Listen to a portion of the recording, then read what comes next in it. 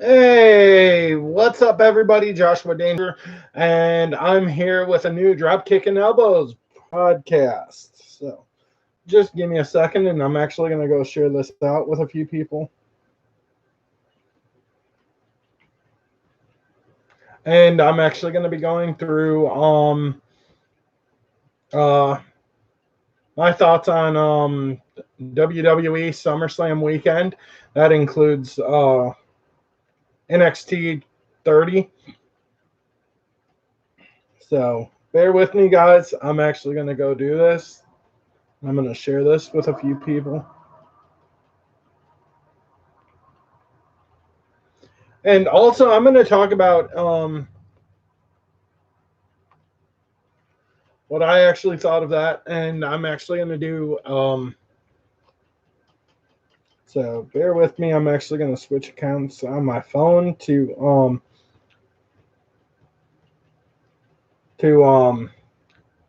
Dead Vision Entertainment. So,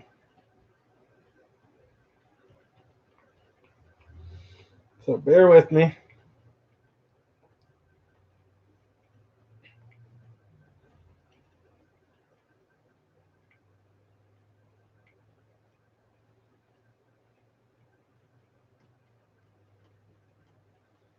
Which I'm actually going to start off with NXT 30.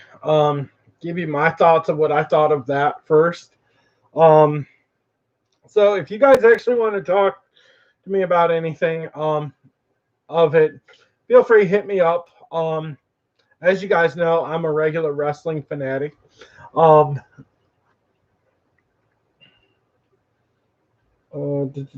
there it is.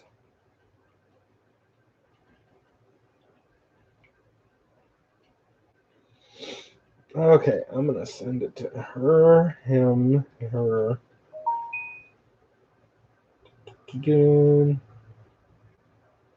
Jeffy, Ethan, Amy. I don't think I sent it to her.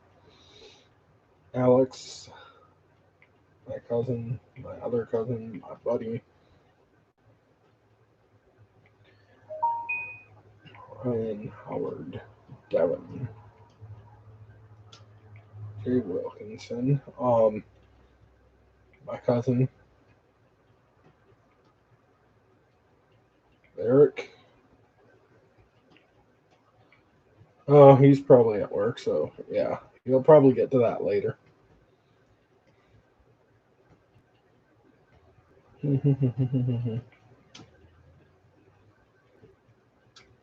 Mark Taylor, my cousin Tommy, Jeremy.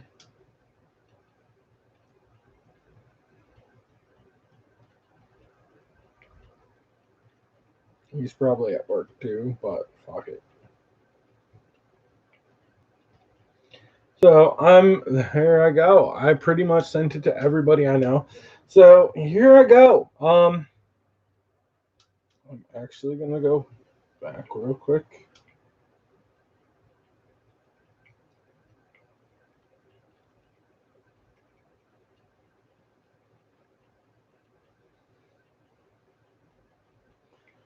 Okay.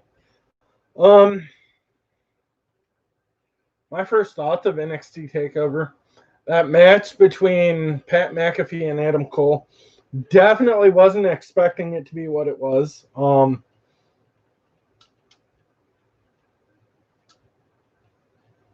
The event, blah blah blah. Oh, which you had the pre-show, which was Breezango, Fandango, and Tyler Breeze defeating Oni Lorcan and Danny Burch, and Legados del Fantasma, which actually had Joaquin Wilde and Raul Mendoza, which those were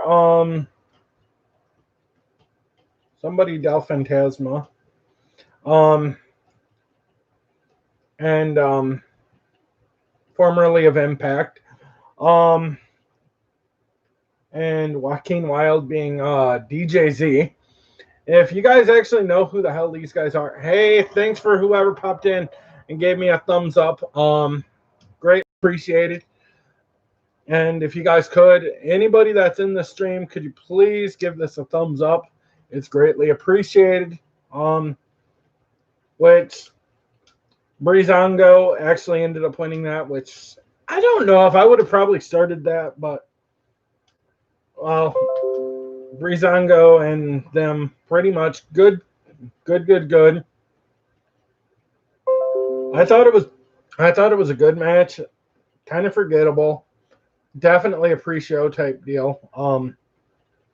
Pre-show match, even though I think Fandango and Tyler Breeze are actually better than pre-show guys. Okay, so the preliminary matches. I'm actually going to go into this. The results. They started out with Finn Balor versus Timothy Thatcher, which Timothy Thatcher actually came from signed with WWE out of his deal with MLW. I actually felt like that was actually a really good match. Timothy Thatcher actually held the match down pretty well against Finn, but in the end, Finn Balor actually ended up winning that match, which after taking a lot of abuse. Great match altogether. Made it actually feel like it was actually a great story told there with Thatcher beating down Finn and kind of holding him back. The next match, I've actually got to say this was probably my sleeper. Even though I say Adam Cole versus Pat McAfee was probably the best match on the card. It was Damian Priest, Bronson Reed, Cameron Grimes, Johnny Gargano, and Velveteen Dream in a five-man ladder match for the vacant NXT North American Championship. Hey, what's up, Mark, man? How you doing, brother? Damian Priest ends up winning it. I felt like they did a really good job marking him up, selling him the way he did. Gargano, I think Gargano's actually probably the best wrestler, and I think he's probably the most underrated wrestler that isn't on the main show on either Raw or SmackDown. I actually really like him. Very, very talented guy. I've actually wrestled against him a couple of times on the indies back in the day. So I pretty much know what to expect from a guy like Johnny Gargano. Brings it every night and brings the best out of everybody. Bronson Reed, I wasn't expecting him to be as good in this match as I thought he was. Everybody said he is a human highlight film for a huge dude. Based out of Australia, which I don't know why I had to bring him being from Australia into it, but when you look at a guy that's roughly 320 pounds, looks like an Otis type of guy. From God, what's the name of that group?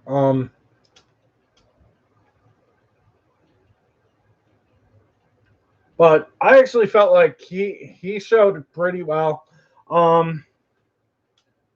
Cameron Grimes, which if you guys don't know who Cameron Grimes is, he is actually the former Trevor Lee of Impact Wrestling.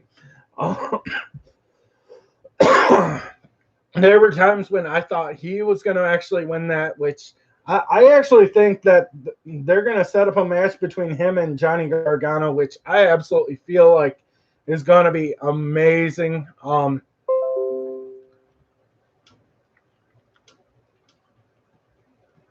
Oh, definitely. That match is probably the biggest match I've ever seen. Are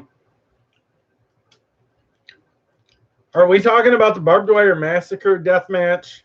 Because I actually remember that match quite regularly, Mark. In Velveteen Dream, I definitely see a feud between him and Damian Priest coming up. Which I gotta say, I think Velveteen Dream should possibly make a main show appearance soon.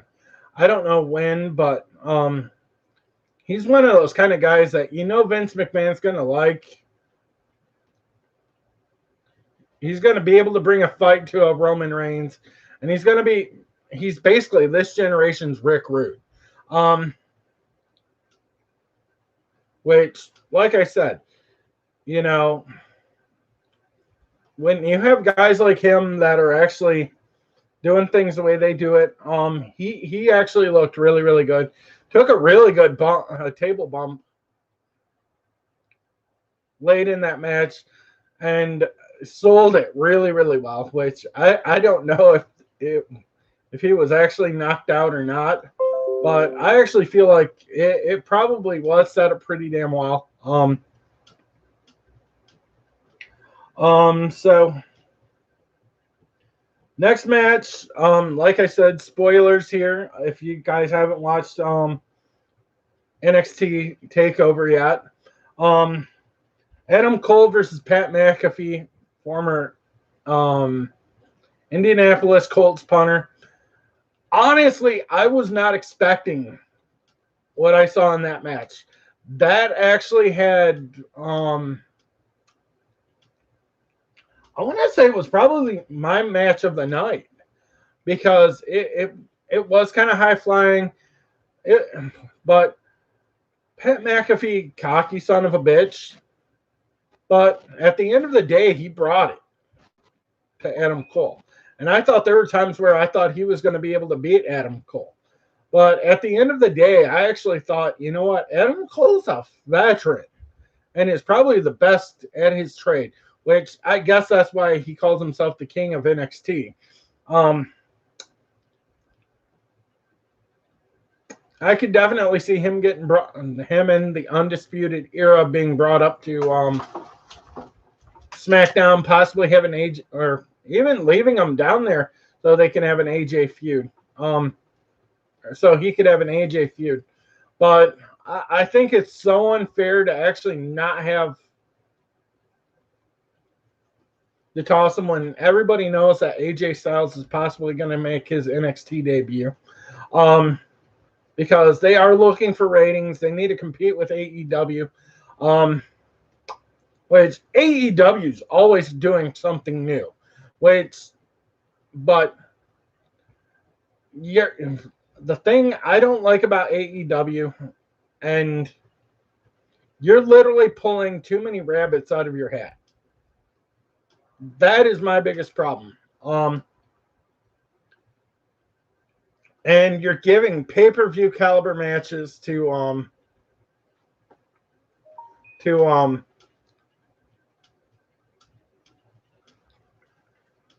people, to basically an under 1 million crowd. I actually feel like, they could be doing something a little bit better.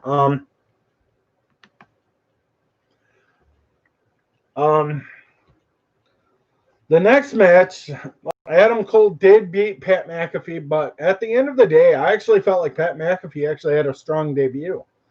And possibly even a WWE run.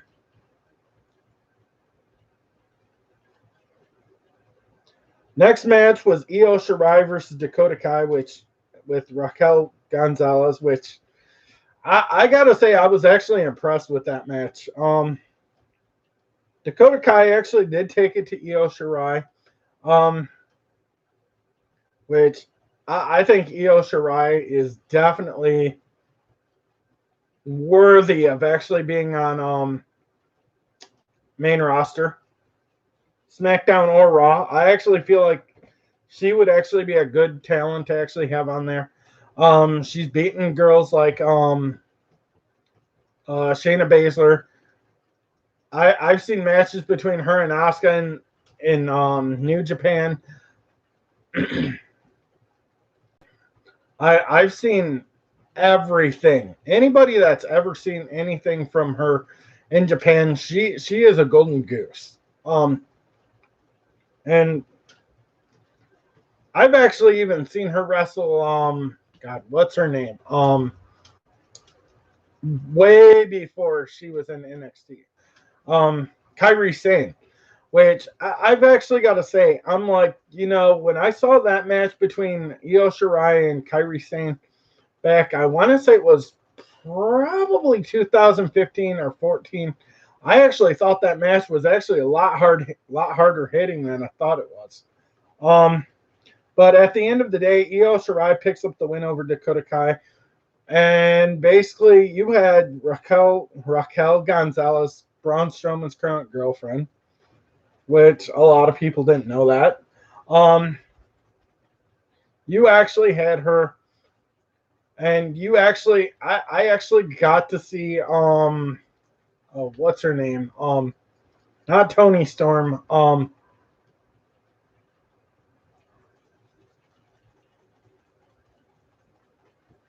God, I can't even think of her name offhand. She's the one that lost to Charlotte at WrestleMania this year.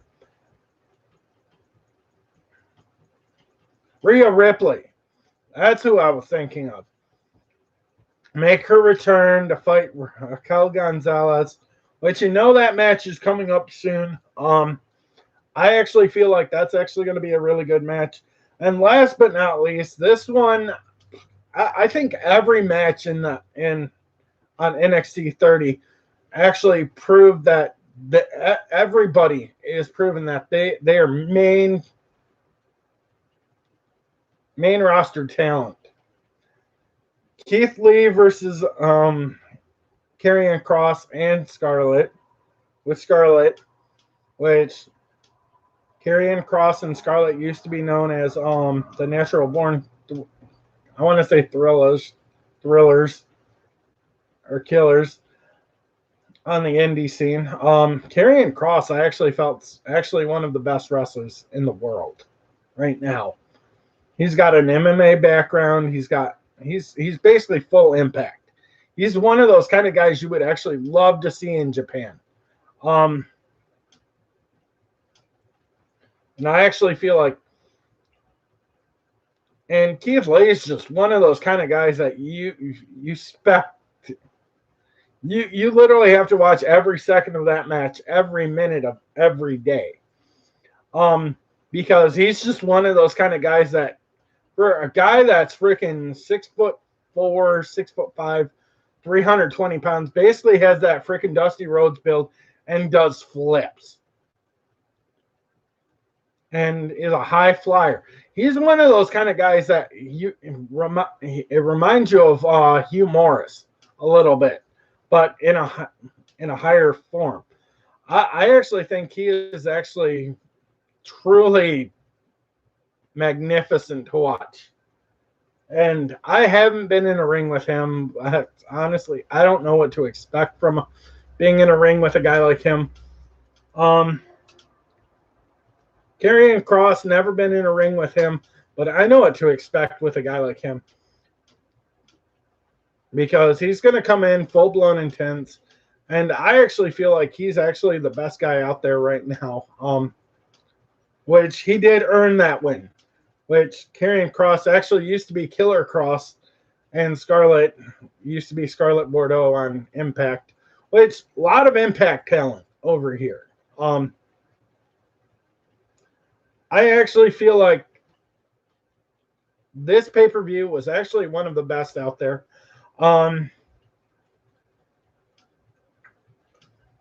If I had to pick my favorite match of it, I think I would definitely have to pick the Adam Cole versus Pat McAfee match. It seemed like there was a few little flaws that I had against Pat because they could have actually done a little bit better with. And one of them was he really needs to learn how to throw a strike and hit somebody snug. I think if I were to step in a ring with him, he would know what he was getting. Or if you put him in a match with Chris Hero, you would know what you were getting out of it.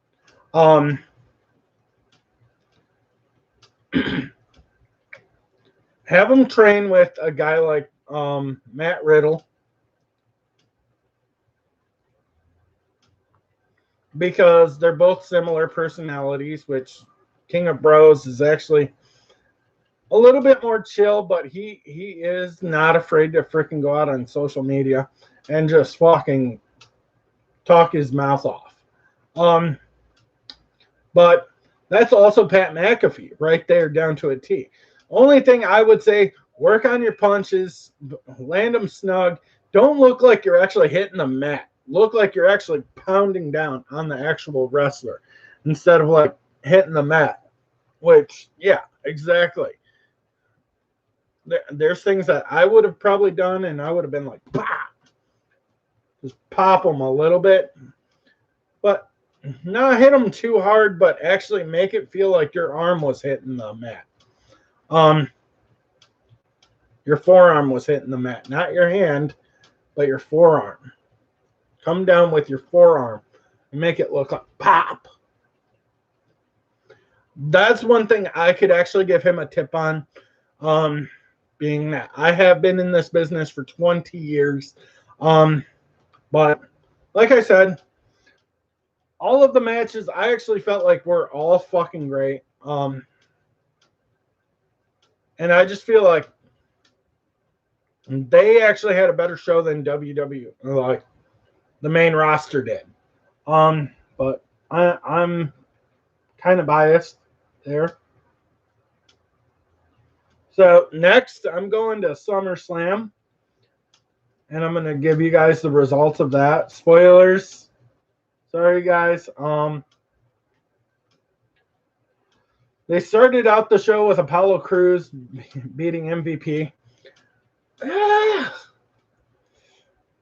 They like I said, kind of reminded me a little bit of the Adam Cole match, but there were things that Apollo Crews, I'm a fan of him. Guy is just a stud, and that was for the new U.S. Championship, which I actually feel really good about having him wear that belt, and have MVP come out with Lashley and 24/7 champion Shelton Benjamin, even though they were banned from ringside. I felt like that was actually a good pre-show match. Way to start the show off, SummerSlam show off. Which, mind you, all of the shows that you watched were roughly around the 2.5 hour mark, which hurrah for WWE keeping matches short and keeping the show short instead of having like 10 or 12 matches. They ended up having a total of 8.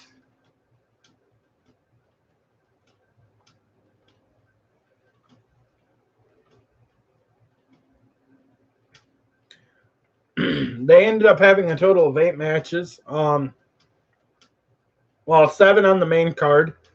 Like I said, Apollo Crews beats MVP, which, like I said, I think that leads to bigger and better things for Apollo Crews.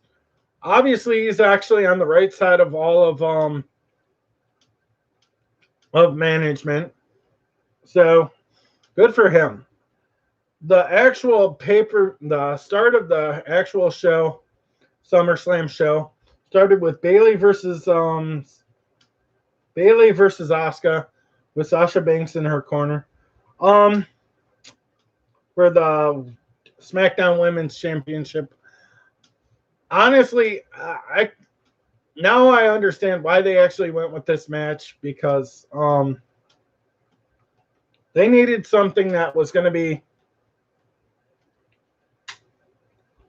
a good match, which Asuka versus Bayley definitely had a good feel to it. But at the end of the day, Asuka ended up losing that match because she let things get out of control with her and Sasha Banks, which you knew led to the next match. Um, I actually felt like I think Sasha and Asuka should have been the first match on the card because start with a bang. Which Bayley actually came out and she actually looked good in this match. And she did everything the way that she said she was going to do it. And basically, she came out and she outworked Asuka this time on a couple of different ways.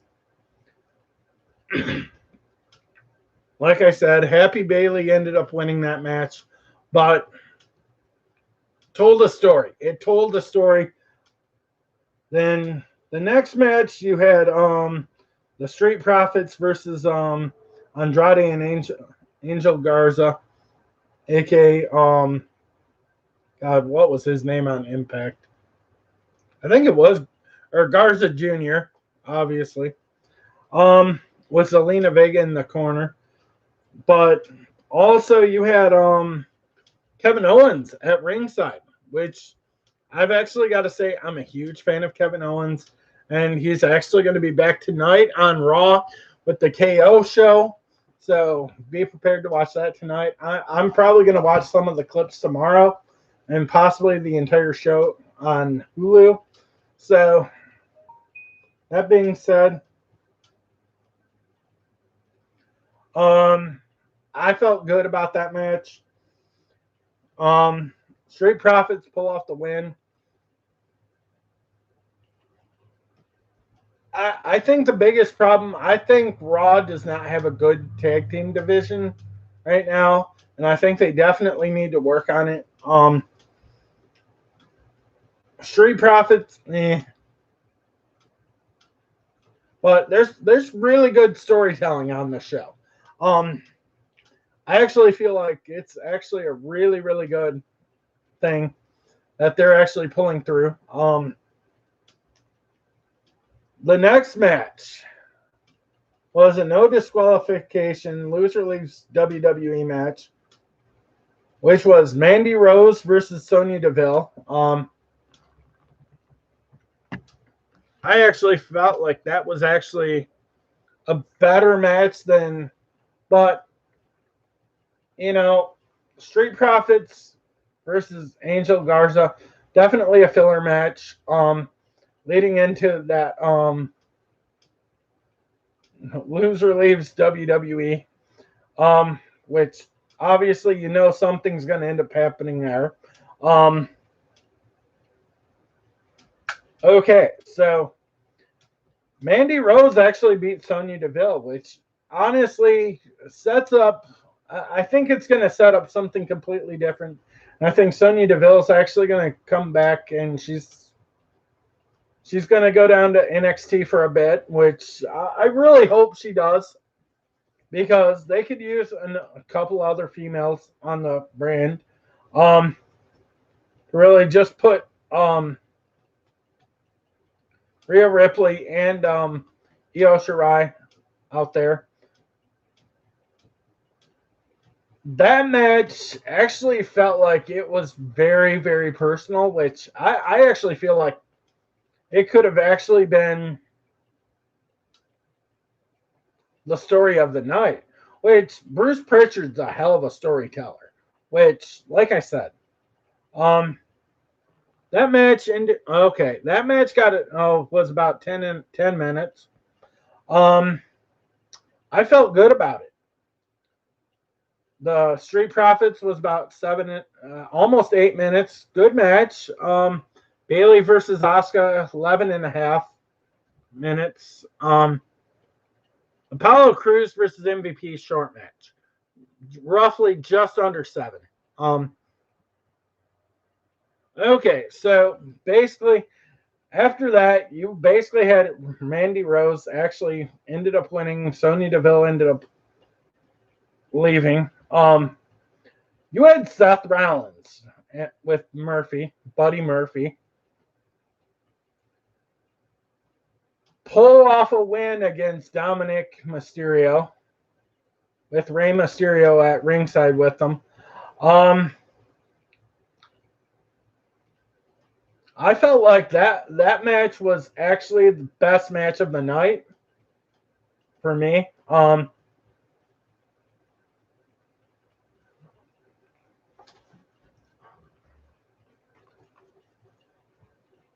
And I actually felt like it was actually a lot better than people gave it credit for, which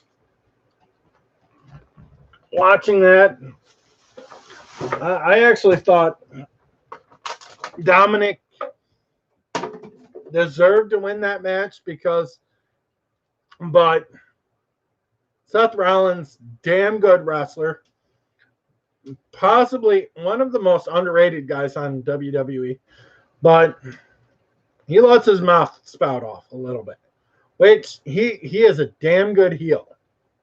Don't get me wrong, damn good heel.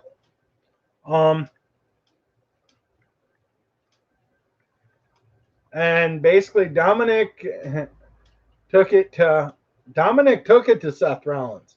And everybody was actually battered after that match, which I actually felt was actually one of the best matches out there. Altogether, solid match, 22 and a half minutes. Great match. In a losing effort with Dominic Mysterio, which I think he's actually going to be a lot better. I think even at his age, he's 22 or 23 years old. He's good for his age. Possibly could be the next youngest WWE champion, but I highly doubt it.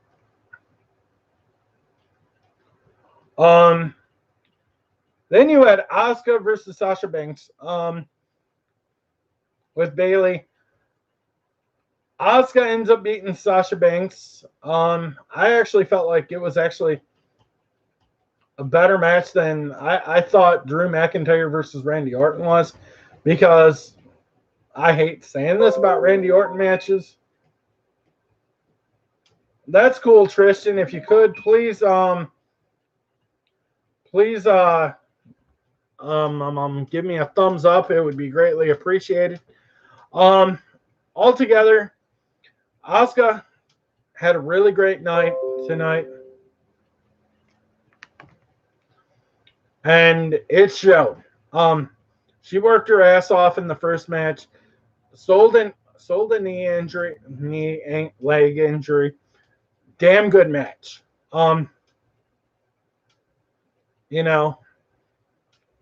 Everything looked like it was good all around. But at the end of the day, 11 and a half minute match. I thought good match from both ends. They were actually giving really good time on this. The next match was Drew McIntyre versus Randy Orton, which I've actually got to say the match was really, really slow, which obviously Randy Orton, or as my nephew would call him, Randy Snorton.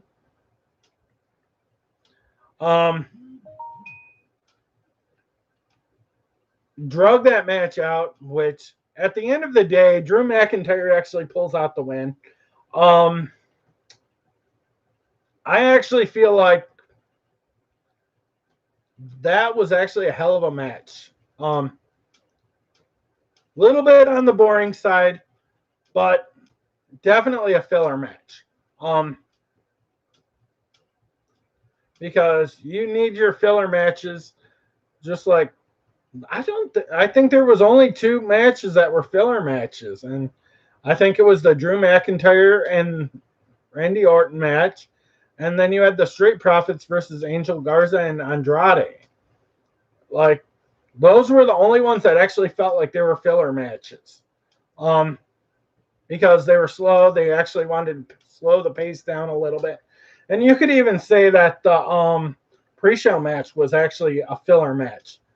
But at the end of the day, Drew McIntyre wins that match, claymores the shit out of Randy Orton.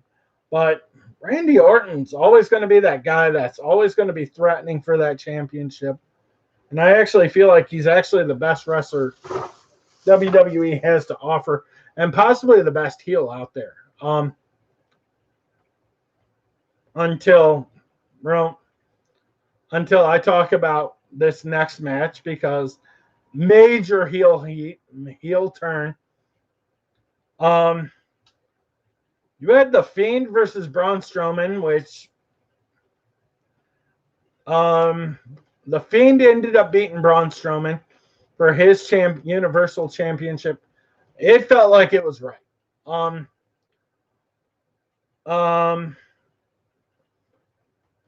Braun Strowman did everything he could do to beat The Fiend and couldn't hold him down, which obviously I actually feel like The Fiend, Bray Wyatt, is actually probably the best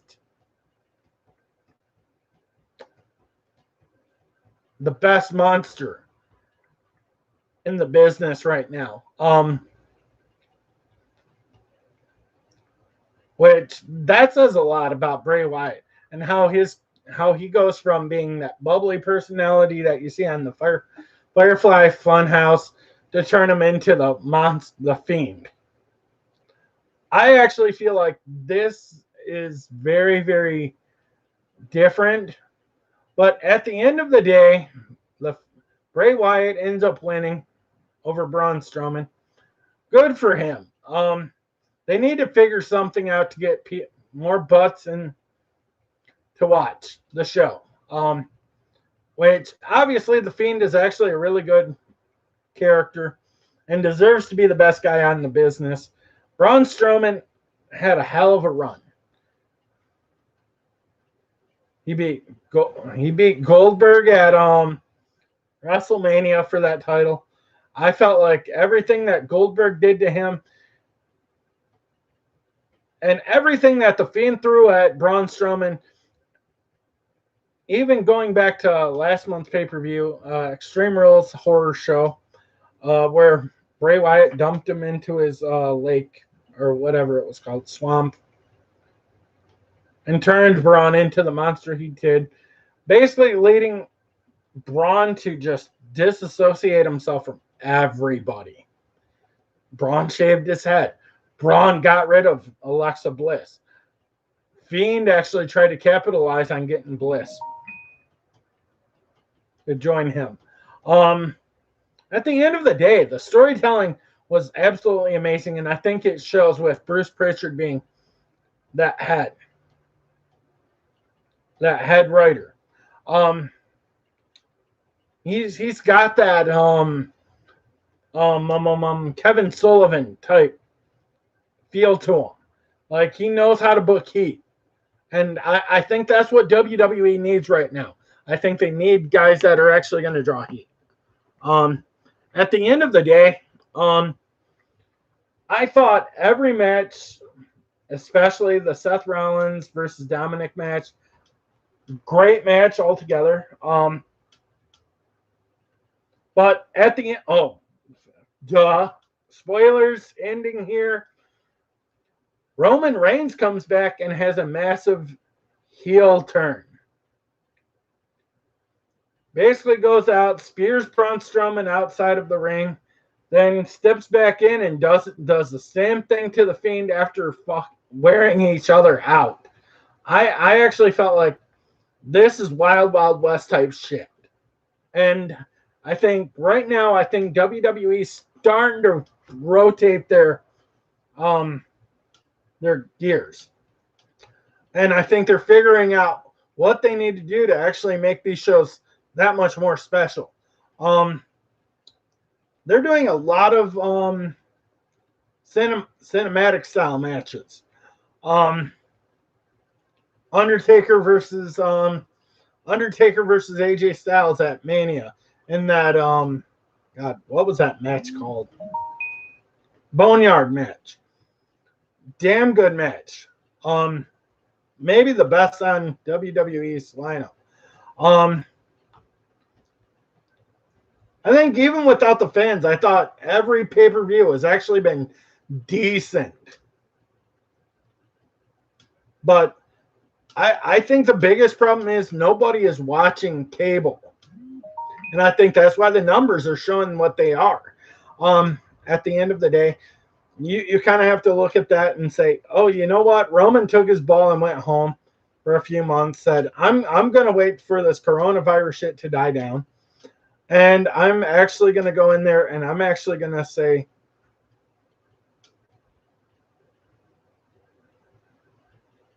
and I'm coming back more jacked than I've ever been, which obviously he did come back even more jacked. Altogether, pay-per-view, I actually felt like it was the entire weekend. I actually felt like it was actually a solid review show. But the matches that stuck with me were the Mandy Rose versus Sonya Deville match, loser leaves WWE, the Dominic versus Seth match definitely sat well with me. The Fiend Bray Wyatt versus Braun Strowman definitely sat well with me. The Adam Cole match, every match on freaking NXT TakeOver 30 was actually highlight. Which, just to let you know, tonight, WWE on Raw tonight, Keith Lee makes his first Raw appearance. Which I want to see where they take that. And Karrion Kross being the new light bearer for NXT, definitely great having him come up. Leave him down there for about a year, maybe a little less.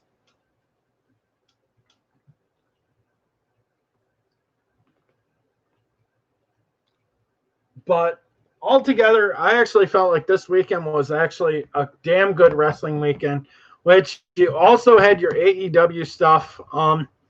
I felt like AEW, they had AEW Saturday night, which I ended up missing that. I'm not afraid to say it, but I caught the clips.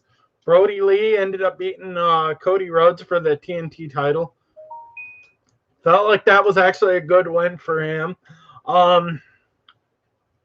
And just utterly annihilated him, basically setting up a deeper feud down the road. You had Tully Blanchard with former WWE guys, the Revival, aka FTR, Fear the Revolt. I actually felt like that was actually a good match. I got to go back and I got to watch some of that. So I'm possibly going to come back tomorrow or Wednesday with this channel and talk about that pre Wednesday night. So, God, I wanted to say Thunder, but that was WCW. So if you guys actually want to see me do more Dropkick and Elbows podcast, hit me up right here or hit me up on any of my social medias if you're friends with me on there, or even hit me up on Xbox. At the end of the day, let's all have fun and enjoy what we do. And remember, live dangerously, but don't jump off a cliff. I'm Joshua Danger, and this is Dropkick and Elbows. Let's get it.